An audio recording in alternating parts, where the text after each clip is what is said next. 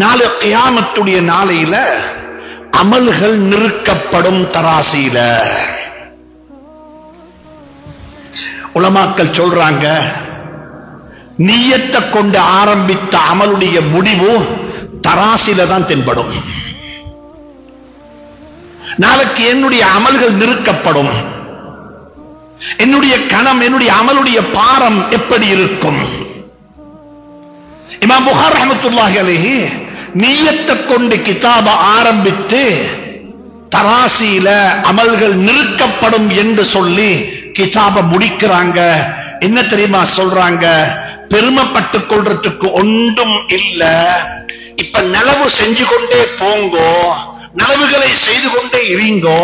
நாளை கியாமத்தில் அமல்கள் நிறுக்கப்படக்கூடிய தராசியில உங்களோட அமல் எவ்வளவு பாரமாக இருக்கும் என்பதை மட்டும் கவனத்தில் கொள்ளுங்கள். என் அமல் எப்படி இருக்கும்? فَأَمَّا مَنْ ثَقُلَتْ مَوَازِينُهُ فَهُوَ فِي عِيشَةٍ رَاضِيَةٍ وَأَمَّا مَنْ خَفَّتْ مَوَازِينُهُ فَأُمُّهُ هَاوِيَةٌ. الْوَزْنُ يَوْمَئِذٍ الْحَقُّ الْوَزْنُ يَوْمَئِذٍ الْحَقُّ. நாளை கியாமத்துடைய நாளையில அமல்கள் எண்ணப்பட மாட்டாது.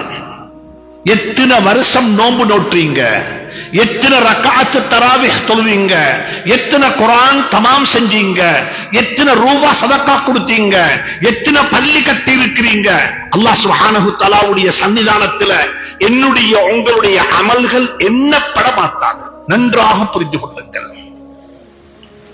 அமல்கள் எண்ணப்பட மாட்டாது. நாங்க தான் எண்ணக்கூடிய மக்கள். எல்லாத்தையும் எண்ணி பார்ப்போம். எத்தனை பள்ளி, எத்தனை பேருக்கு இஸ்லாத்துக்குள்ள, எத்தனை பேரை இஸ்லாத்துக்குள்ள எடுத்திருக்கின்றோம், எத்தனை பேருக்கு வீடு கட்டி கொடுத்தோம், எத்தனை பேருக்கு கிணறு கட்டி கொடுத்தோம். எங்கள்கிட்ட இருக்கிறது எத்துணை என்பது.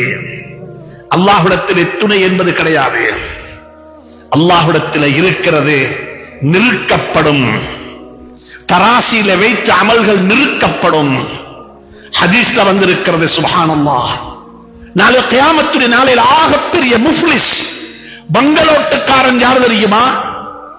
நாங்க நினைத்துக் கொண்டே இருப்போம், நான் மிச்சம் செஞ்சிருக்கிறேன், இந்த ஊர்ல என்ன மாதிரி ஒருவர் இல்லை என்று சொல்லி நாங்க நினைத்துக் கொண்டிருப்போம். ஆனா தராசில வச்சு நிறுத்து பார்த்தா அதுக்கு எந்த பாரமும் கிடையாது. எனவே அன்புக்குரிய நண்பர்களே, சகோதரர்களே, அமல்களை பாரமாக்கிக் கொள்வோம்.